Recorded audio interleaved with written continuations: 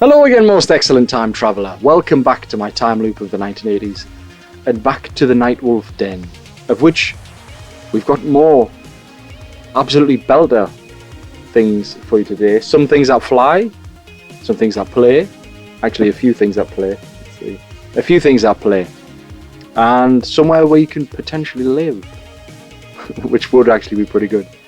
So let's get rad.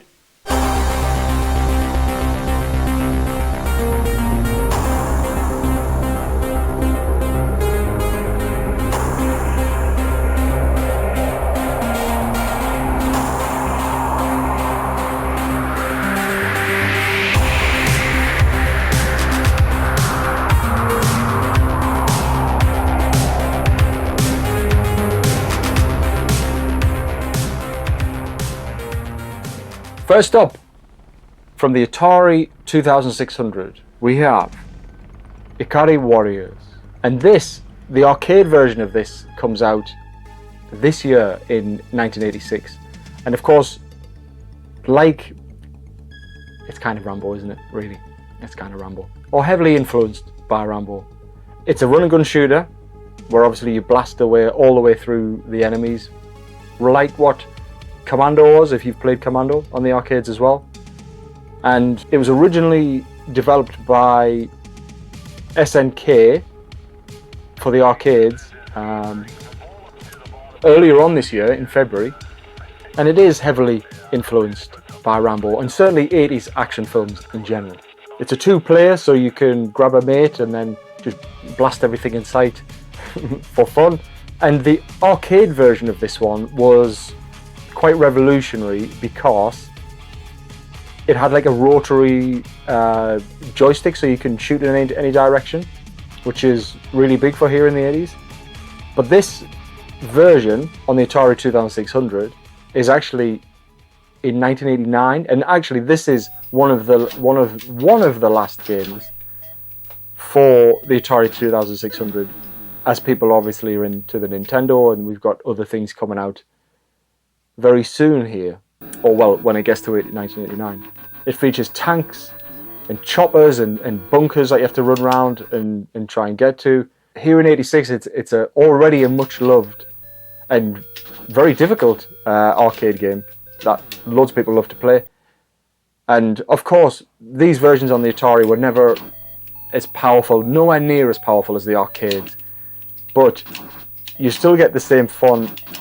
And you get it to have it in your house rather than having to go to the arcades, of which was still great as well. But being able to play this at home, albeit on slightly less, very much less quality graphics, you can still have fun gameplay on it. And even when you have had the experience of playing in the arcade, it's a still great version to have. Not all games have to be good to be graphically good. They can still have great playability. And Ikari Warriors kind of covered that area, and it's very much a much-loved game in here in the 80s, and I'm sure in your timeline in the future, hopefully it is still a much-loved game there as well. The next hit of most excellent 80s nostalgia, surely you've seen this, surely, or if not, you've heard about it. 48 Hours with Nick Nolte and Eddie Murphy. Eddie Murphy's first outing into films, which has made him absolutely blow up in popularity. It really has made him a global superstar with this movie. Eddie Murphy's only 21 in this movie, and Nick Nolte plays Jack Cates. So this really kind of helped to spawn the kind of buddy cop style films, which you'll see moving forward, of which obviously Beverly Hills Cop is one, where he's in that. Although this one being a sort of buddy cop style one, instead of being an actual cop, he's with the convict in this one, but it's still the pairing which makes a whole genre super popular. This came out in the cinema on the 8th of December 1982, 4 years ago, and actually the video release for this, well, the actual box office figures for this were absolutely huge. So $78 million this made at the box office, so it just shows how much of a smash that really was in 1982. And for films in the 80s, this actually came out very quickly on video. It was only 1983 people had to wait before it came available for rent. And as I said, this film absolutely propelled Eddie Murphy into the 80s superstar that he is. And a Golden Globe nomination came with this for him. Such is the prestige of this film. It's a really enjoyable watch. I only watched it the other day, in fact. And you've got to see the scene, as it's put in here. Watch for Murphy's hilarious scene in a redneck country western bar. You'll want to see it again and again. It's so funny, that part of the film. It really is comedy gold. And in the future, this came in my previous time loop, wherever it is, if I can grab it. When this goes, because of the success of this one, it comes back for another 48 hours. Now this one's 1990, so this is random things in my time loop kind of appear in the future. It depends what it is. Some artifacts stay there from original time loops. Other things just come through portals. So this one is actually coming out in 1990, but again, it's appeared for me. So there you go. So it should be that way around, really. So because of the success of this one also comes out. It's just so funny. I mean, James Horner's excellent soundtrack on it as well is really enjoyable, fantastic. It plays a great part in the film. And as it says on the back, Nick Nolte and Eddie Murphy make one of the most unusual entertaining teams ever in Walter Hill's roller coaster thriller 48 Hours. Nolte is a rough-edged cop after two vicious cop killers. He can't do it without the help of smooth and dapper Murphy, who is serving time for a $500,000 robbery. This unlikely partnership trades laughs as often as punches as both pursue their separate goals. Nolte wants the villains, Murphy wants the money and some much needed female companionship, which he tries to get away for on little breaks, which he asks Nick Nolte for.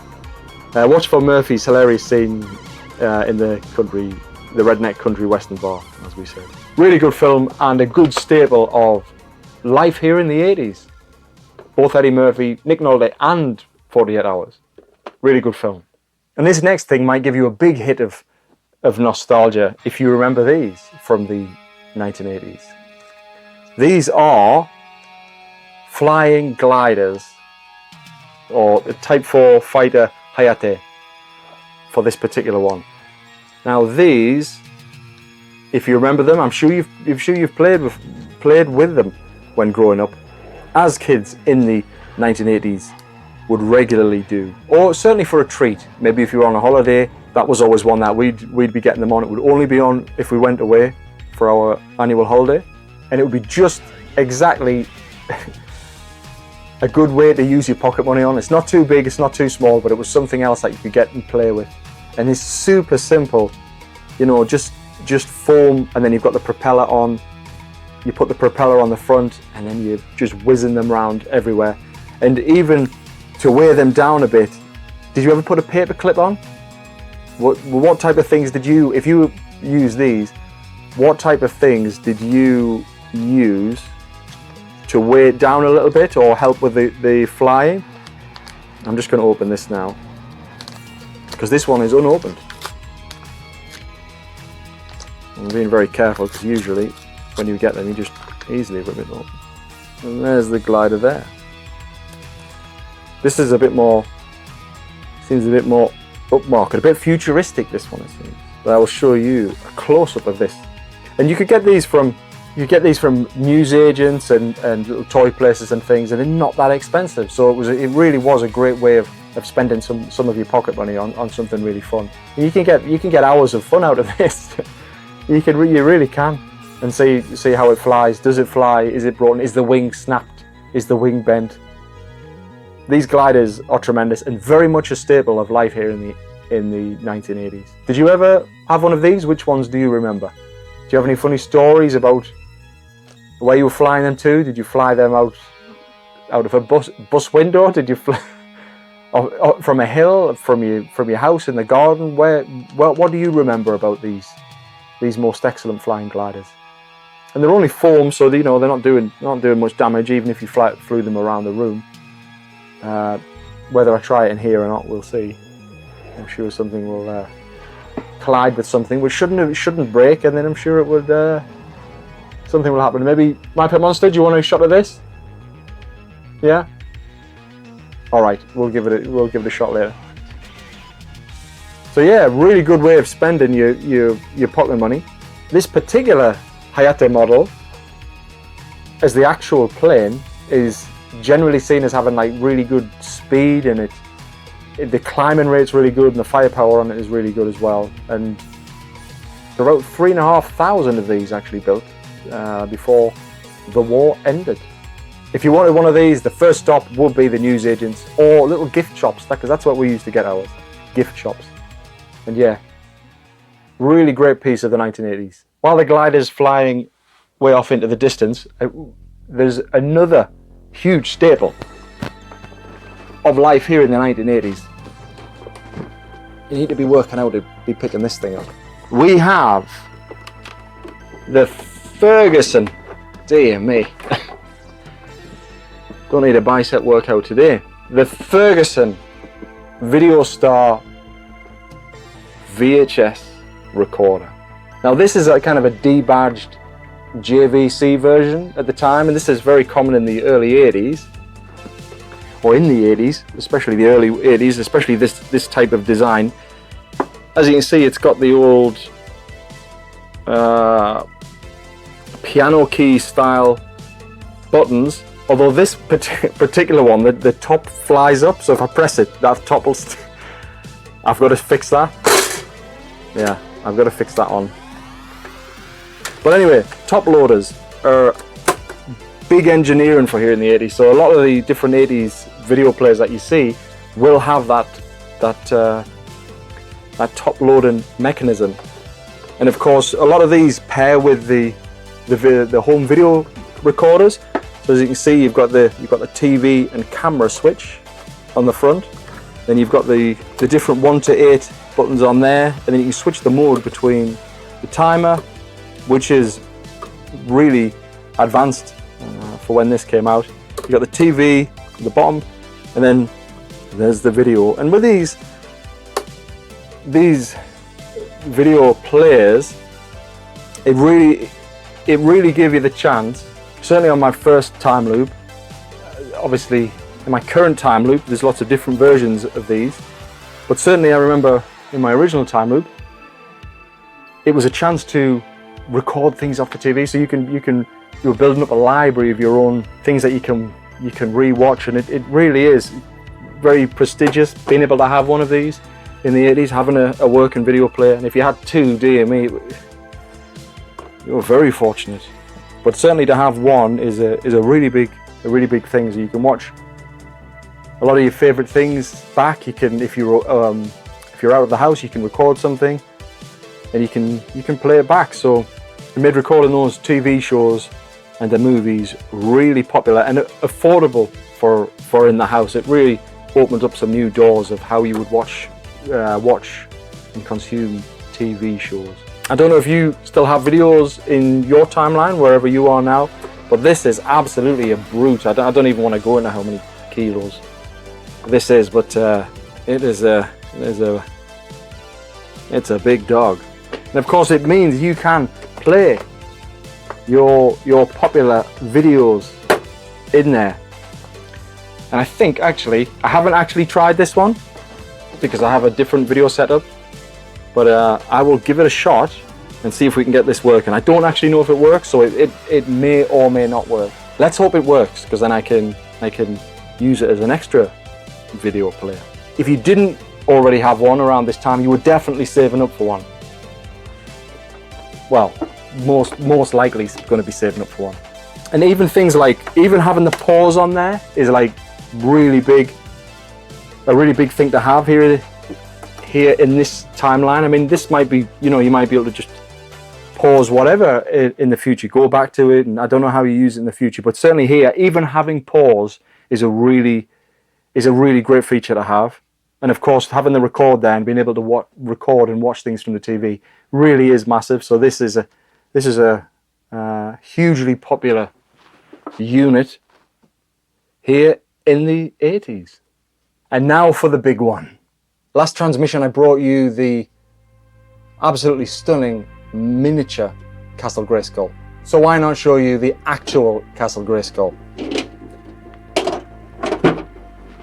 This is the big one. Most child's dreams. The legendary playset already across the 1980s here. Castle Grayskull, the actual Castle Grayskull, which kicked off and was the centerpiece for the whole of the Masters of the Universe toy line from 1982, so 4 years ago. This thing is childhood dreams in a, what's that, 2 foot, 2.5 foot size playset. Of course, it's got a front and a back to Castle Grayskull. This one's been absolutely dominated by children previously, because sometimes the hinges go a bit daft and kind of break a bit, so you've got to watch out for that. But then it's hardcore playtime, so that's just what happens. And there's all kinds of gubbins inside, with which we'll open it up and show you inside as well. But oh, it's already coming out, brilliant. In fact, let's just open it up. So there's all kinds of stuff in here.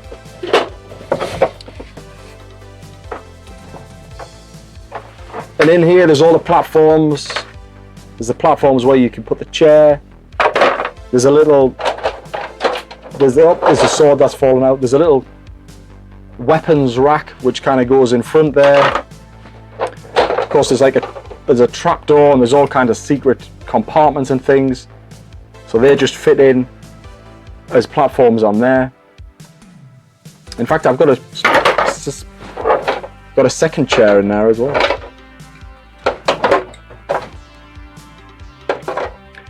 And we know whose shield that is, albeit it doesn't have the red inside. That's He-Man's shield, of course.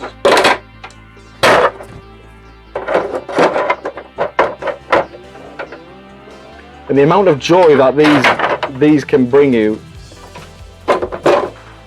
certainly as a child growing up here in the 1980s, is absolutely, that's the back, first class. Skeletor's obviously nicked off with the drawbridge at the front, but obviously that drawbridge comes down. In fact, let's take that off. There we go. Empty inside. It's now empty inside. So those hinges, where they kind of stick in like that, make it easy to open up. But obviously, in this case, it's a bit broken off. But that's fine. That's just what happens in battle, especially with Castle Grayskull. It has the iconic skull face design, which is through a lot of the He-Man toy line. And there's lots of little secret compartments inside, different elevators and things which get set up inside. And of course, it is the home of the sorceress, the mystical heart of Eternia. I'm just going to keep this together so it's not falling apart on me. To have this, to see this in some shops, and to have this is a thing of dreams. As I mentioned with the miniature model, to see this boxed, I mean, the artwork on the box, as Serge Dude mentioned, is tremendous. So when you were picking this up, or when you saw it in the shops, it wasn't just this. Because the size of the boxes, they were absolutely huge, which made it, certainly when you're a child, you'd look for the big presents, say at Christmas, but to see this and then have the wrapping paper on this, you knew it was going to be something really exciting inside. And of course, inside that box, it is this super cool version. And there's different versions, different waves that came out. Some of them had a tighter paint round here. Some of them were a bit different. I think there's 3 different versions. And it is one of the best-selling toy lines ever, or items from a toy line ever. And as usual with all the He-Man figures and playsets, it sparked endless creativity, endless imagination, endless storytelling, of which you'd be playing either by yourself, just creating different stories and really sparking that imagination, or if you went round to people's houses who might be fortunate enough to have one of these. In my first time loop growing up, I never had one of these, but a friend of mine did have it, and it was so amazing to play. And Snake Mountain he had, and Slime Pit was some ones I remember from my original, before my time loop started, when I was young Nightwolf growing up. Even now, as being older and being able to have a massive waves of nostalgia hits by seeing these really tremendous playsets, they still look fantastic. They still look amazing. And I have the man himself. We can't forget him. Let's pop him there. He-Man in Castle Grayskull. Quite simply amazing to look at even now, after all of these years and all of these time loops. Even just the look of He-Man and Castle Grayskull is just really is tremendous. And here in the UK it was huge. It wasn't just around the world in America or wherever. Like here in the UK, this was absolutely huge. If you're an 80s kid, you either have played He-Man figures or used some of the toy line, or your friends definitely had some He-Man. So you couldn't get away with it. You can't get away with it here in the 80s. And as I said, right here in 1986, there's still waves of the figures coming out. And this was slightly different, that the TV series was meant to complement and sell the figures. Well, they certainly did that to huge success. And I'm sure that in the future, this is still very much a much loved, not just piece of nostalgia, but I would like to think that it's still growing and well alive in your timeline, whichever timeline you're in. It is that good, it is that special, that Castle Grayskull, especially out of all the toys, I mean, there's lots of different versions of the toy line of He-Man. There's so many villains, so many good guys, so many different people introduced. The vehicles, there's so many vehicles, but Castle Grayskull is really a beacon of one of the, if not the most iconic thing, apart from obviously He-Man himself, within that toy line. Obviously Snake Mountain's up there as well, but it's Castle Grayskull, isn't it? It's Castle Grayskull. And if you've got this is, as I said before, it's absolutely what dreams are made of. What a fantastic toy line this is. He-Man, Castle Grayskull. It doesn't get much more 80s iconic than this. Is there anything more iconic than Castle Grayskull and He-Man in the 80s? Let me know. Maybe Michael Jackson, maybe some other things, but certainly it is up there, and it could arguably be the most iconic. Let me know. Thank you very much for joining me on this transmission. If you like the tunes that I've been playing, make sure you add them to your playlist in the future. However you add them. Is it on vinyl? Is it on tape? Is it cassette? What else do you do? What else do you have? Maybe you just speak it into the air and things play. I don't know. Have you had any of these most excellent items that I've been showing you? Have you had Castle Grayskull? Have you ever seen 48 Hours? Where does it rate in your top films? Have you ever used the glider and fired those? Have you ever put the paperclip on? Did you ever have that video player, that Ferguson video player? Did you have the JVC version? What about the keys on it? Let me know which video player you remember and which one you have now. Do you still have it in the future? Until next time, future dude, stay rad.